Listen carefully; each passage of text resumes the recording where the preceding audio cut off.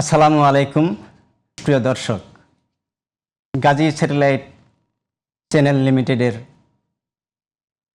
15তম বছরের পদার্পণের এই দিনে Bangladesh society for safe food এবং গাজী টিভি পরিবারের পক্ষ থেকে আপনাদের সকলকে শুভেচ্ছা ও স্বাগত জানিয়ে শুরু করছি খাদ্য নিরাপত্তা বিষয়ক আপনাদেরই প্রিয় অনুষ্ঠান নারিশ নিরাপদ খাদ্য ও সুস্থ জীবন powered by Aggregate Network limited.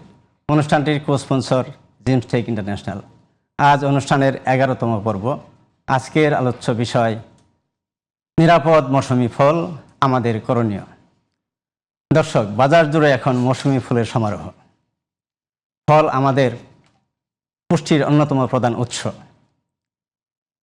আমাদের রোগ প্রতিরোধ ক্ষমতা বাড়াতে এই ফল অতি গুরুত্বপূর্ণ। শিশু থেকে বয়স্ক সবার জন্য উপকারী। কিন্তু আমরা কি সকলেই এই নিরাপদ ফল পাচ্ছি? উৎপাদন থেকে শুরু করে ভোক্তার টেবিলে আসা পর্যন্ত প্রত্যেকটি ক্ষেত্রে নিরাপদতা নিশ্চিতকরণে আমাদের এই আয়োজন। তো আজকে আমাদের এই আলোচনায় অংশ নিয়েছেন আমাদের দুজন বরেণ্য কৃষিবিদ। আমার ডান পাশে প্রথমে রয়েছেন professor doctor Khandakar Shariful Islam, dean কৃষি অনুষদ, সিটি ইউনিভার্সিটি ঢাকা, এবং এরপরে রয়েছেন ডক্টর মোহাম্মদ আব্দুল্লাহ আল মাহমুদ, অতিরিক্ত উপপরিচালক কৃষি সম্প্রসারণ অধিদপ্তর। আপনাদের দুজনকেই আমাদের অনুষ্ঠানে স্বাগত। তো মূল আলোচনার শুরুতেই আমি ডক্টর খন্দকার শরীফুল ইসলাম স্যার আপনার কাছে জানতে চাইব যে জাম, লিচু, কাঁঠাল, পেয়ারা, আমড়া, ড্রাগন, এই যে ফলগুলো, এসব ফলে কি ধরনের পোকার আক্রমণ বেশি দেখা যায়? আমি প্রথমে ধন্যবাদ জানাতে চাই যে আজকের এই অনুষ্ঠান একটি জনগুরুত্বপূর্ণ অনুষ্ঠান, যে অনুষ্ঠানটি গাজী স্যাটেলাইট টেলিভিশন, যার আজকে 15তম প্রতিষ্ঠা বার্ষিকী। আমি অভিনন্দন জানাতে চাই গাজী টিভিকে। সাথে সাথে যে safe Bangladesh society for safe food, যারা এটি আয়োজন করছেন, তাদেরকে আমি ধন্যবাদ জানিয়ে শুরু করছি। দর্শক শ্রোতা, আসলে ফল, মৌসুমি ফল আমাদের দেশে অনেক রয়েছে এবং সেই মৌসুমি ফলগুলা বিভিন্ন সময়ে বিভিন্ন পোকামাকড় দ্বারা আক্রান্ত হয়ে থাকে এবং যে পোকামাকড়ের কারণেই আসলে এই ফলগুলি পোকামাকড় দমন করতে গিয়েই আমরা বিভিন্নভাবে বিভিন্ন রাসায়নিক ব্যবহার করে থাকি। তো আমরা যদি দেখি যে কি কি ফল আছে, আপনি যেটা বললেন, সেখানে পেয়ারা, লিচু, জাম, কলা, পেঁপে, ড্রাগন, অনেকগুলো ফল আছে। তার মধ্যে আমাদের দেশে যেমন ফ্রুট ফ্লাই একটা সবচেয়ে বড় আপদ, যেটি হলো আম, পেয়ারা বা আমড়া বা এই জাতীয় মিষ্টি জাতীয় যেগুলো আছে সবগুলোকে আক্রমণ করে এটি অনেক ক্ষতি করে থাকে ফ্রুট ফ্লাই। আরেকটি হলো যে লিচির ফল ছিদ্রকারী পোকা। এই পোকাটিও এই বছর লিচির সময় আপনারা সবাই লক্ষ্য করে থাকবেন যে লিচি খুললেই বোটার গোড়ায় একটি পোকা থাকে। এইটিও মারাত্মকভাবে ক্ষতি করে থাকে, সেটি একটি পোকা। তারপরে মিলিবাগ আছে এবং অন্যান্য বেশ কিছু পোকা আছে, থ্রিপস বা অ্যাফিডস, এগুলি কিছু সাকার আছে যারাও এই ফলের প্রভূত ক্ষতি করে থাকে। তো সেই জন্য পোকামাকড় এই ফল উৎপাদনের জন্য এইটি একটা বড় অন্তরায়। জি, ধন্যবাদ। এই পোকার কারণ কি শুধু ফলই নষ্ট হয় নাকি স্বাস্থ্যের উপরও এর প্রভাব আছে?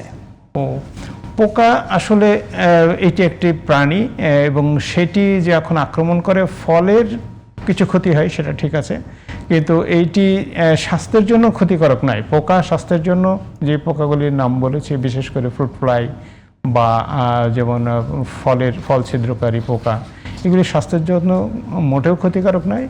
বরং পোকাতেও অনেক প্রোটিন রয়েছে, যেটি স্বাস্থ্যের জন্য বিভিন্ন দেশে পোকাও খাদ্য হিসাবে ব্যবহৃত হয়। আমাদের দেশে সেই ফুড হ্যাবিটটা নাই। তবে আমি মনে করি যে এই পোকাতে যেটুকু স্বাস্থ্যের জন্য হানি বা ক্ষতিকর, তার চেয়েও বেশি ক্ষতিকর হলো যে এইটি যে বিষাক্ত দ্রব্যাদি ব্যবহার করা হয়, সেটি আমরা বেশি। জি, আপনাকে ধন্যবাদ। আপনার কাছে পরে আবারও আসবো।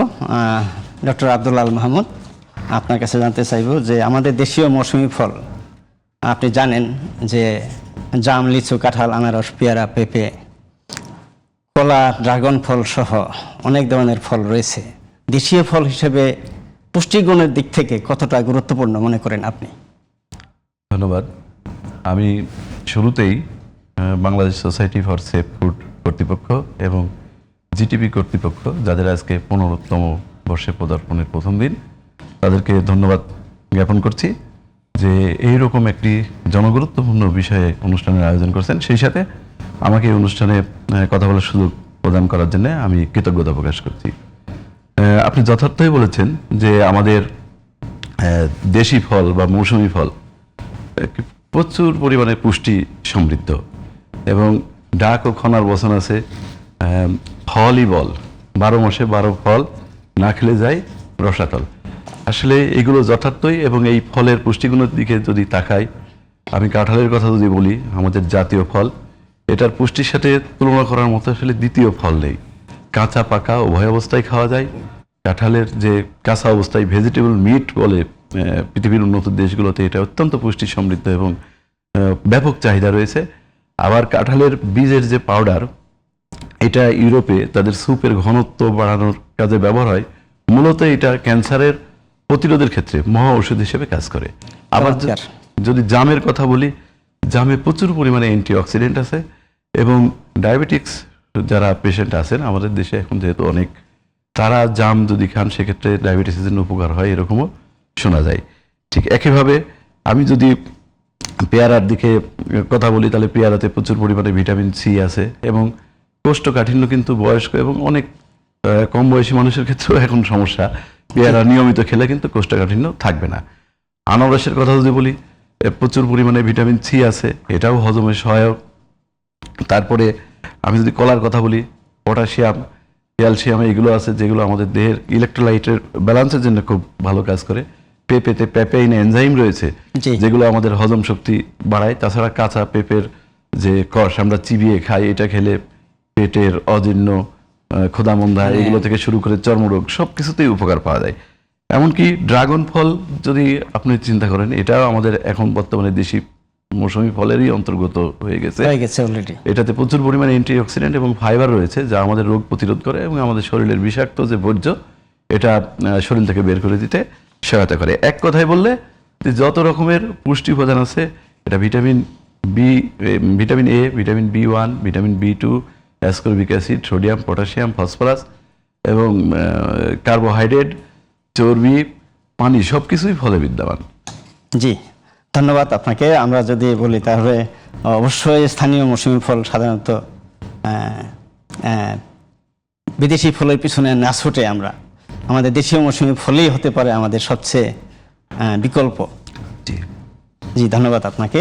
তো আপনাকে আমি আরেকটা প্রশ্ন করব যে অনেকে বলেন বিদেশি ফল বেশি নিরাপদ, এই ধারণা কতটা সঠিক? আমার মনে হয় এই ধারণাটি পুরোপুরি সঠিক বা সঠিক নয়।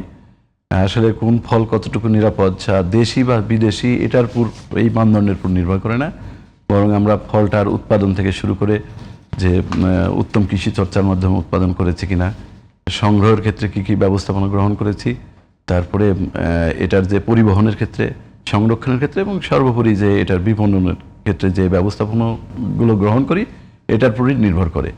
তো আমি বরং মনে করি যে আমাদের দেশি বেশ কিছু ফল রয়েছে, যেরকম কাঁঠাল যদি বলি, বেল, কদবেল, লটকন, এগুলোতে আসলে কোনো পেস্টিসাইড বা কেমিক্যাল এরকম স্প্রে করা হয় না, বরং এটা আরো বেশি নিরাপদ। জি, তার মানে আমরা বলতে পারি যে দামি ফল মানে ভালো, এই ধারণা থেকে বের হয়ে আসতে হবে। অবশ্যই। জি, ধন্যবাদ। আপনাকে আরো একটি প্রশ্ন করব যে একজন সাধারণ মানুষের দিনে কতটুকু ফল খাওয়া উচিত বলে মনে করেন? ধন্যবাদ। একজন সাধারণ মানুষের দিনে অন অ্যান এভারেজ 200 থেকে 300 গ্রাম, বা এটাকে যদি একটু ঘুরাই বলি 2 থেকে 3 সার্ভ ফল খাওয়া উচিত। এক সার্ভ সমান আসলে এটা একটা মাঝারি পেয়ারা, একটা কলা এবং 1 কাপ পেঁপে, এই পরিমাণ ফলকে এক সার্ভ বলা হয়। জি, আমার জানা মতে। জি, ধন্যবাদ। খুবই চমৎকার। আমাদের দর্শকরা বুঝতে পারছেন যে প্রতিদিন 2-3 সার্ভ, যেমন 1 সার্ভ আপনারা জানলেন যে এই পরিমাণ হলে 1 সার্ভ হয়, এরকম 2-3 সার্ভ ফ্রুটস আমাদের খাওয়া উচিত। তো আপনাকে আরেকটা প্রশ্ন করব যে শিশুদের জন্য। ধন্যবাদ। শিশুদের জন্য আসলে পরিমাণটা একটু কমবে, এটা এরকমভাবে বলা যায় যে 1 থেকে 12 মাস বয়সী শিশু তাদেরকে খাওয়ানোর অভ্যাসটা করতে হবে 2 থেকে 4 চা চামচ পরিমাণ এরকম পেঁপে, কলা এরকম নরম ফল। আর একটু বেশি বয়স 1 থেকে 3 বছর পর্যন্ত হাফ কাপ থেকে 1 কাপ, আর 4 থেকে 8 বছর পর্যন্ত 1 থেকে 1.5 কাপ, আর 9 থেকে 13 বছর 2 থেকে 3 সার্ভ এরকম ভাবে দিতে পারি। আমাদের আসলে ফল খাওয়ানোর অভ্যাসটা করতে হবে। জি, ধন্যবাদ আপনাকে। আপনার কাছে আবারও আসবো। প্রফেসর ডক্টর শরীফুল ইসলাম, আপনার কাছে জানতে চাই, যেমনটা আপনি বলেছিলেন যে পোকার কারণে ফলের অনেক ক্ষতি হয়, তো সেই হিসেবে আমাদের কীটনাশক ব্যবহার করতেই হয়। ফলে অতিরিক্ত কীটনাশক ব্যবহার কতটা ঝুঁকিপূর্ণ? জি, ধন্যবাদ। আসলে প্রশ্নটি ফলের জন্য কীটনাশক ব্যবহার করতে হচ্ছে এবং অতিরিক্ত যদি ব্যবহার হয় সেটা অনেক ঝুঁকিপূর্ণ এই কারণেই যে ফল এমন একটি দ্রব্য, এমন একটি ফসল যে ফসলটি আমরা রান্না করে খাই না, এটি সরাসরি গাছ থেকে নিয়েই আমরা খেয়ে ফেলি।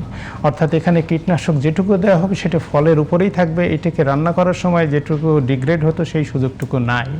যার জন্য যদি অতিরিক্ত কীটনাশক দেওয়া হয় তাহলে এর অবশিষ্টাংশ যেটি সেটি রয়ে যাওয়ার সম্ভাবনা থেকে যাবে, এবং যদি এটি আরও একটু যদি ঘন ঘন দেওয়া হয় তাহলে ওর পরিমাণটা আরও বেশি রয়ে যাবে। সেই জন্যই আমরা অতীতেও দেখেছি যে এই অতিরিক্ত কীটনাশক প্রয়োগের ফলে সরাসরি অনেক সময় মৃত্যুর কারণ হয়েছে। সেটি একটি অনেক পেপারে এটা উদ্ধৃতি দেওয়া হয়েছে, সেখান থেকে আমরা বলতে পারি। আর এটির অন্য যে ঝুঁকি যেটা হলো যে এই কীটনাশকটি যেমনটি আমরা শুনলাম একটু আগে আমাদের মাহমুদ সাহেবের কাছ থেকে, সেটি হলো যে 200 গ্রাম থেকে 300 গ্রাম ফল যদি আমরা খেয়ে থাকি তাহলে এই সামান্যতম যে কীটনাশকের উপরে রয়ে গেল প্রতিদিনই কিন্তু 200-র সাথে আমি সামান্যতম যাচ্ছে, যেতে যেতে এটার একটা কিউমুলেটিভ অনেক বড় আকারে আমার শরীরের মধ্যে জমা হবে। তার জন্য এটি যদি কমও থাকে সেটিও কিন্তু সরাসরি চলে যাচ্ছে, যার জন্য ঝুঁকিপূর্ণ, অনেক ঝুঁকিপূর্ণ, স্বাস্থ্যের জন্য একটা ঝুঁকি, অনেক ঝুঁকিপূর্ণ এটা। তো এর জন্য মানে আমাদের এই যে আতঙ্কিত যাতে না হয় সেজন্য আমাদের কি করণীয় আসলে? হ্যাঁ, সেখানে আমাদের অনেক করণীয় রয়েছে যে মানুষকে আতঙ্কিত হওয়ার দরকার নেই। আমরা সেই জায়গাটাতে কতটা কমিয়ে আনতে পারি, সেই জায়গাটা কি কারণে আমাদের খাদ্য নিরাপদ নয়, ফল নিরাপদ নয়, সেই কারণটি আমাদেরকে উদ্ঘাটন করতে হবে। কারণটি আমাদের কীটনাশক অনেক সময় প্রয়োজন হতে পারে অনেক কীট দমনের জন্য, বা আপদ বা বালাইনাশক প্রয়োজন হতে পারে, কিন্তু সেটি পরিমিত মাত্রায় দিতে হবে। সেটি আমার কতদিন পরে আমি দেওয়ার পরে সেই খাদ্যটি খেতে পারবে, আমার ফলটা খাওয়ার উপযোগী হবে, সেটি কিন্তু খুব বেশি। বিকল্প একটা ব্যবস্থাপনার কথা বলা হয় যে সমন্বিত বালাই ব্যবস্থাপনা, সেটি তো একটি আছেই যে আমার ফসল উৎপাদনের জন্য আমি যদি কীটনাশকের উপর পুরোপুরি নির্ভরশীল না হই, আমাদের অনেক পদ্ধতি আছে যে পদ্ধতির কারণে এই ফসল উৎপাদন সম্ভব, ফল উৎপাদন সম্ভব, এবং সেখান থেকে আমরা কীটনাশককে পরিহার করে বা পরিমিত ব্যবহার করে এটি সম্ভব। সেটি যেমন এটি যদি করা সম্ভব হয় তাহলে এটির জন্য একটা জনসচেতনতা দরকার। সেটা হলো যে আমার কৃষককে যদি আমরা বোঝাতে পারি, আমার কৃষির সাথে যুক্ত যেসব সেক্টরগুলো রয়েছে তারা যদি এইটিকে আরও বেশি রকম উদ্যোগ নেয়, আমার মনে হয় এটি সম্ভব। তবে একটি জিনিস হলো যে আমরা শুধুমাত্র নিজের খাওয়ার কথাও যেমন চিন্তা করতেছি, শুধু তাই নয়, এইটি কিন্তু বাড়তি একটা আয়, যদি আমার এক্সপোর্ট একটা আইটেম হিসাবে কিন্তু আমাদেরকে, যদি এই ফলটি বিষাক্ত ফল হয় কোনোভাবেই বাইরের দেশ এটি গ্রহণ করবে না। জি, ধন্যবাদ আপনাকে। তার মানে আমরা বলতে পারি ভয় নয়, আমাদের সচেতনতা জরুরি, বেশি দরকার জরুরি। যে অনেকে বলেন যে চকচকে একদম দাগহীন ফল মানেই কেমিক্যাল, এরকম একটা ধারণা আছে, চকচকে দাগহীন ফল মানে একটা কেমিক্যাল। এটা কি সত্য? না, এটি সত্য নয়। এই কারণে যদি আমি ওই চকচকে ফলটি যদি আমি একটা প্রোটেক্টিভ কাভারিং দিয়ে তৈরি করা হয়, যেমন ইদানিংকালে দেখবেন পেয়ারার গায়ে কাভারিং দিয়ে রাখা হচ্ছে, আমে কাভারিং দিয়ে রাখা হচ্ছে, ওই আমটি কিন্তু অনেক বেশি চকচকে, ওই পেয়ারাটি আরও বেশি চকচকে। তার মানে চকচকে হলেই না, সেটিকে যদি অন্য মেথডের দ্বারা তৈরি করা যায় কিনা। আরেকটি হলো যে যদি ওটিকে অনেক সময় কেমিক্যাল দিয়ে ওটা চকচক করে রাখা হয়, সেটা এক ধরনের চকচকে। সেই জন্য চকচকে মানেই যে সবসময় ওটা কেমিক্যাল দেওয়া বা ওইটি সেটা অনিরাপদ তা নয়। কিন্তু তবে আমরা অনেক সময় মনে করি যে একটা ফল যদি দেখতে একটু গায়ে দাগ থাকে তখন মনে হয় যে বোধহয় এইটি পোর কোয়ালিটির, আসলে এটি তা নয়। ইভেন এমনও হতে পারে যে ওই ফলটি খেতে গিয়ে দেখা যাবে যে এটি চকচকে, যেটি কাভার করা আছে তার চেয়েও বেশি স্বাদের হয়, কারণ ওই ফলটির গায়ে সরাসরি রোদ লাগে, কিন্তু কাভার করে দিলে তার সরাসরি রোদ লাগে না। রোদ যত ফলের গায়ে লাগবে তত ফলের মিষ্টতা ততটা বাড়বে আর কি। জি ধন্যবাদ। আমরা একটা ছোট্ট বিজ্ঞাপন বিরতিতে যাব। দর্শক, আপনারা দেখছেন খাদ্য নিরাপত্তা বিষয়ক সাপ্তাহিক অনুষ্ঠান নারীর নিরাপদ খাদ্য ও সুস্থ জীবন, power by Aggregate Network Limited. অনুষ্ঠানটির কো-স্পন্সর জিমসটেক ইন্টারন্যাশনাল। ফিরছি ছোট্ট একটা বিজ্ঞাপন বিরতির পর, ততক্ষণ আমাদের সঙ্গেই থাকুন।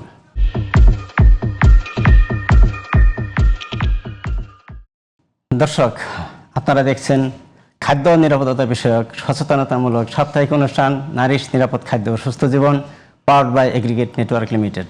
অনুষ্ঠানটির কো-স্পন্সর জিমসটেক ইন্টারন্যাশনাল। আজকের আলোচ্য বিষয় নিরাপদ মৌসুমি ফল আমাদের করণীয়।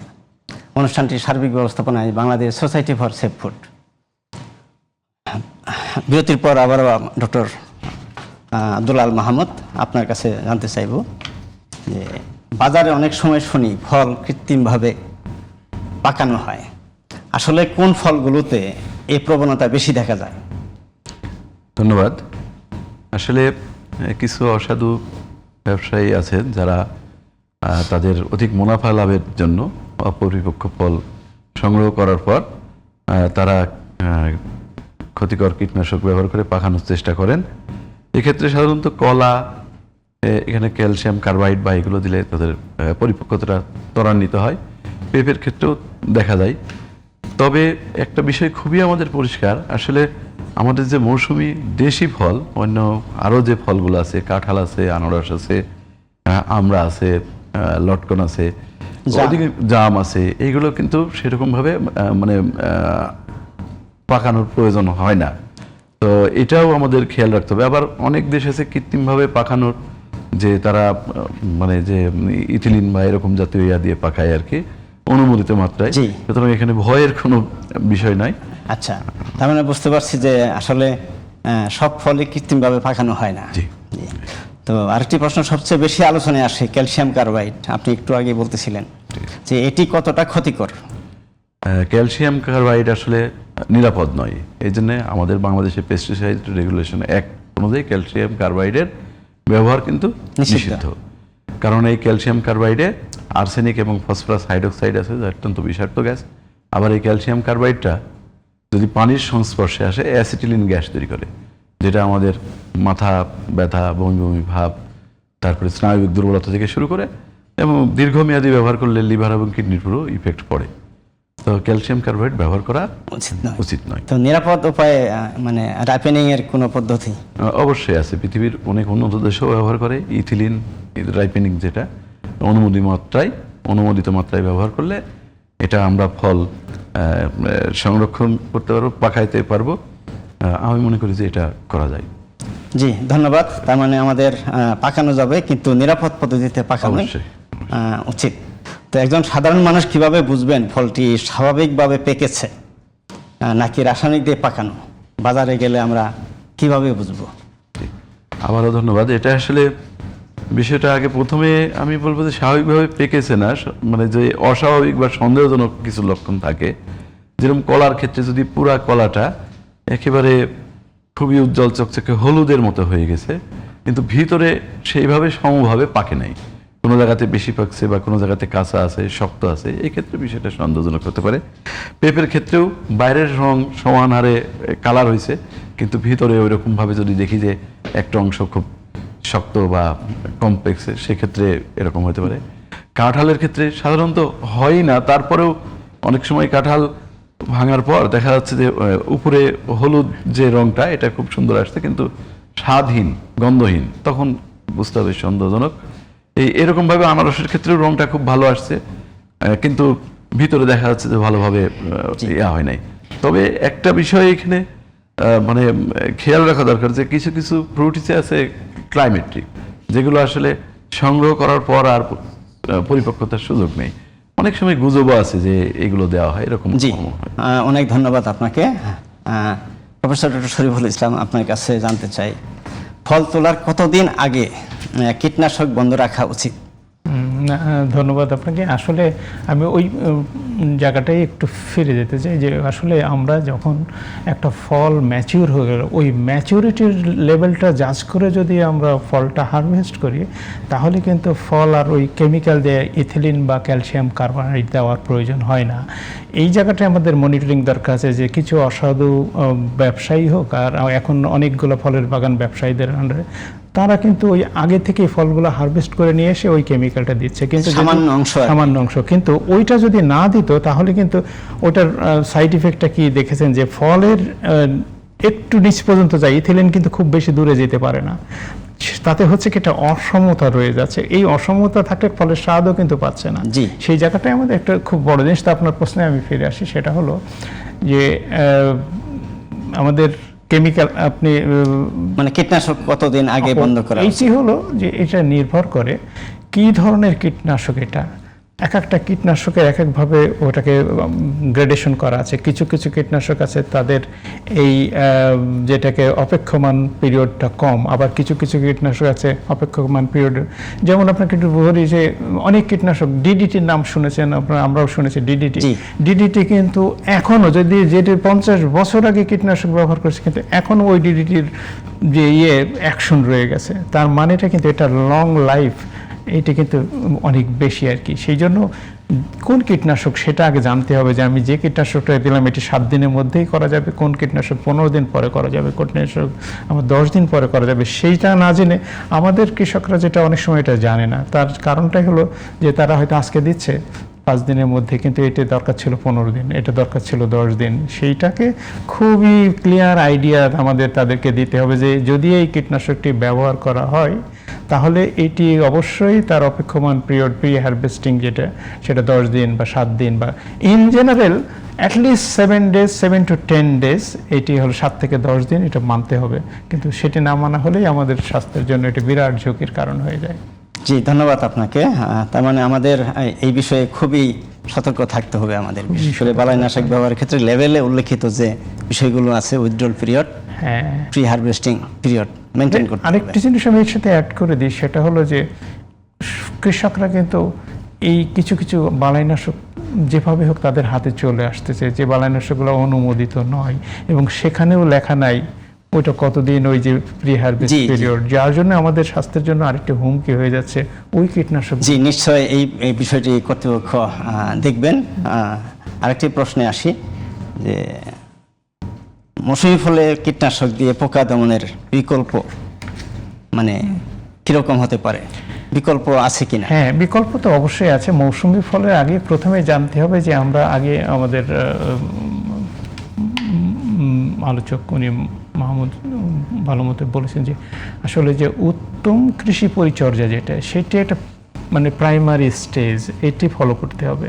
অর্থাৎ আমার কোন জাতটি পোকা দ্বারা আক্রমণ কম হয় ওই জাতটিতে যেতে হবে, কোন জাতের মধ্যে একটা ক্লিন কাল্টিভেশন যেটি আমাদের দরকার, সেখানে আলো বাতাস যাচ্ছে কিনা ঠিক মতো সেই জায়গাগুলো। তারপরে ওখানে কিছু পদ্ধতি আছে যেগুলোকে আমরা বলি যান্ত্রিক পদ্ধতি, কিছু পদ্ধতি আছে আমরা কালচারালিও সেটা করতে পারি। তো সেটা যেমন আমরা আলোর ফাঁদ করে পোকাগুলোকে, ফেরোমন ফাঁদ, আলোর ফাঁদ, এইগুলো দিয়ে পোকাগুলোকে যদি আকৃষ্ট করে মেরে ফেলতে পারি তাহলে কিন্তু আমরা তার বংশ বিস্তার আর করতে পারবে না, আমাদের ওই যে পোকাতে যে আক্রমণের মাত্রা সেটা অনেক কমে যাবে।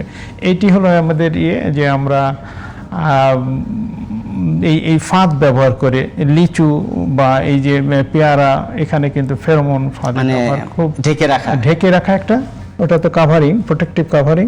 আর একটা হলো যে ফাঁদ ব্যবহার করে ওই পোকাগুলিকে আকৃষ্ট করে একটা পার্টিকুলার জায়গাতে তাদেরকে মেরে ফেলতে পারলে তারা কিন্তু আর ওই ফলে যে ডিম পেড়ে ফলে যে বংশ বিস্তার করার সেই সুযোগটি পাবে না। জি, আমি এই ক্ষেত্রে আরেকটি প্রশ্ন করব যে লিচু, এখন প্রচুর লিচু পাওয়া যাচ্ছে বাজারে, যে অলমোস্ট আমি বলবো বাজারে গেলে মানে 85% লিচুই বাসায় এনে ওপেন করলেই ওই ভোটার মুখে একটা পোকা পাওয়া যায়। যে এটা আসলে পোকা ফেলে দিয়ে যে ফলটা থাকে এটা নিরাপদ কিনা, আমরা অনেকে এটা ফেলে দিই।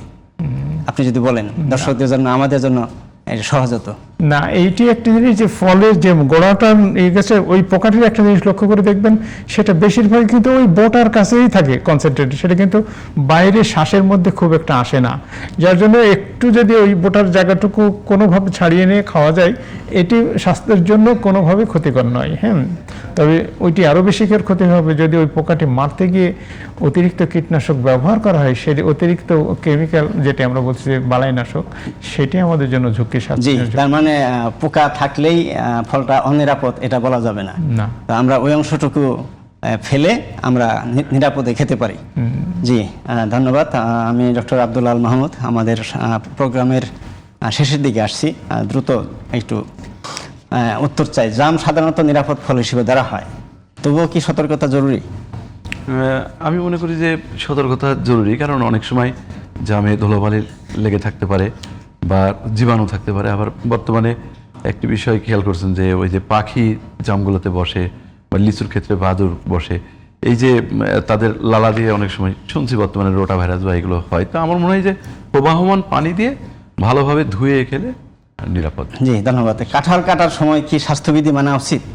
অবশ্যই, শুধু কাঁঠাল না, যে কোনো ফল কাটার সময় আমি মনে করি যে যে চাকু বা ছুরি দিয়ে আমি ফলটা কাটবো সেটা অবশ্যই ধারালো হতে হবে এবং সেই সাথে জীবাণুমুক্ত হতে হবে। আমরা যে হাত ব্যবহার করে ফলটা কাটবো এটাও জীবাণুমুক্ত করে নিতে হবে। প্রয়োজন হলে আমরা হাতে যে গ্লাভস আছে এটা ব্যবহার করতে পারি। আরেকটি বিষয় খুবই গুরুত্বপূর্ণ, আম কাঁঠাল এই সময় অনেক সময় আমরা কাটার পর খোলা জায়গায় রেখে দিই। এক্ষেত্রে যে মাছি এসে বসতে পারে, কারণ মাছি রোগ জীবাণু বহন করে, এগুলো ঢেকে রাখতে হবে। পেয়ারা খোসা সহ খাওয়া হয় আমরাও, তো এক্ষেত্রে করণীয় কি?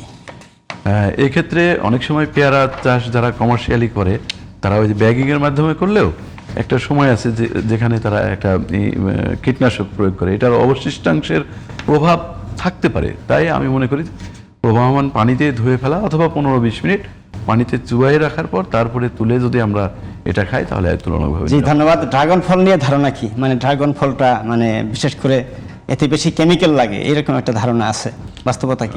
ধারণাটা আসলে পুরোপুরি মানে সঠিক নয়, কারণ ড্রাগন হচ্ছে একটা ক্যাকটাস জাতীয় উদ্ভিদ, ড্রাগন ফল, এবং এর রোগ প্রতিরোধ ক্ষমতা বেশি, পোকামাকড় কম হয়, কীটনাশকও কম লাগে, সারও যে লাগে এরকম না। তবে বাণিজ্যিকভাবে কিছু ব্যবসায়ী আছে তারা ফলটাকে বড় করার জন্য এবং কালার আনার জন্য পটাশ এবং কিছু মাইক্রোনিউট্রিয়েন্ট ব্যবহার করে। জি জি, এটা করা যায়, কিন্তু যদি রাসায়নিক সার বা এগুলো কেউ অসাধু ইয়াতে একটু সতর্ক থাকতে হবে। আমার মনে হয় যে ভয় বা এরকম এত প্যানিক না।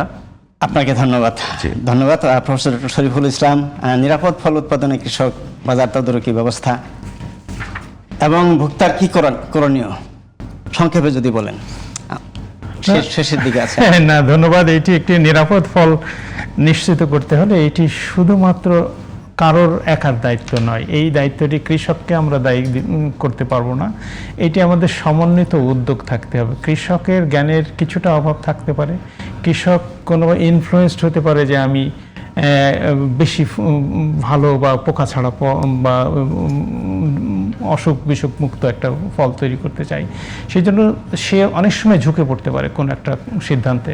সেই সিদ্ধান্তটি যাতে না হয় সেটা মনিটরিং করার জন্য আমাদেরকে কন্টিনিউয়াসলি সরকারের তরফ থেকে আমাদের যে বিভাগ রয়েছে কৃষি সম্প্রসারণ তাদের যে সেট আপ রয়েছে সেখানে একটা জায়গায় তাদেরকে ওই সচেতনতা তৈরি করতে হবে যে না, এই কীটনাশকটি এতবার দেওয়ার কোনো প্রয়োজন নেই। সেই একটি জায়গায় ইম্পর্টেন্ট, শুধু কৃষককে দায়ী করা যাবে না। 2 নম্বর হলো যে আমি বলবো যে কীটনাশক যেটি দিক না কেন তাকে গাইডলাইন দিতে হবে যে বাজার থেকে সে কিন্তু অনেক সময় দোকান থেকে কিনে নিয়ে আসতেছে। আপনি অলরেডি বলেছেন, ভোক্তাদের করণীয় কি এক্ষেত্রে? ভোক্তাদের করণীয় সেটি স্বাভাবিকভাবেই তাকে দেখে নিতে হবে যে কোন ফলটি আমি খাবো, কোনটি খাবো না। যদি মনে হয় যে একটা ফল খেতে গেলেই সে যদি একটু নাকের কাছে একটা লিচু নিয়ে আসে, সে টের পাবে যে এই লিচুটি গন্ধ হতেছে, তখন অবশ্যই সেই ফলটি সে বুঝতে পারবে যে এটা এখনও টক্সিসিটি এখানে রয়ে গেছে এবং বেশি মাত্রায়। সেই জন্য যে ফলগুলি সে দেখবে যে খুব বেশি চকচকে আমার দরকার নেই, কিন্তু সেখানে গন্ধ বা ওই রকম কোনো বিষাক্ত উপস্থিতি এমনি নাক দিয়েই যথেষ্ট। জি, ধন্যবাদ। আমরা আপনাদের দুজনকে অসংখ্য ধন্যবাদ আমাদের অনুষ্ঠানের সময় দেওয়ার জন্য। আমরা একেবারে শেষ পর্যায়ে চলে এসেছি। প্রিয় দর্শক, আপনারা জানেন যে মৌসুমী ফলগুলো আমাদের সচেতনভাবে কিনতে হবে এবং পরিষ্কারভাবে ভালোভাবে ধুয়ে সঠিকভাবে সংরক্ষণ করতে হবে। তো দর্শক, মনে রাখবেন, মৌসুমী ফল আমাদের সম্পদ, তা হতে হবে নিরাপদ। গুজব, ভুল বা আংশিক ধারণা নয়, বরং খাদ্য নিরাপত্তার বাস্তব চিত্র ও বিজ্ঞানভিত্তিক তথ্যের মাধ্যমে সমাজের সর্বস্তরের মানুষকে নিরাপদ খাদ্য সম্পর্কে সচেতন করাই হলো এই অনুষ্ঠানের মূল লক্ষ্য। দেখা হবে আগামী শনিবার একই বিষয়ে অন্য কোনো পর্ব নিয়ে।